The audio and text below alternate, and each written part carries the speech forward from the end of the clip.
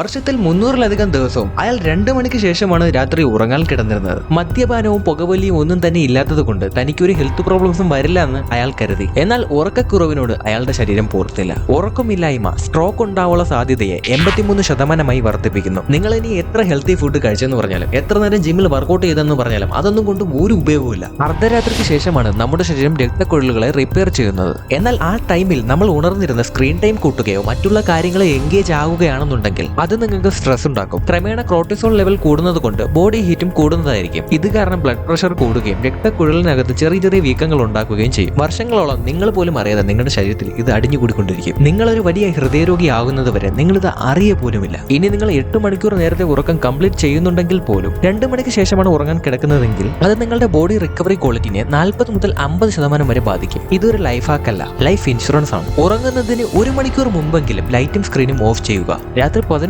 മണിക്ക് മുന്നേ ഉറങ്ങാൻ നോക്കുക. രാവിലെ ഒരു 15 മിനിറ്റ് എക്സസൈസിനും 1 ഗ്ലാസ് വെള്ളത്തിനും സമയം കണ്ടെത്തുക. ഈ വീഡിയോ നിങ്ങളുടെ പ്രിയപ്പെട്ടവർക്ക് ഷെയർ ചെയ്യുക.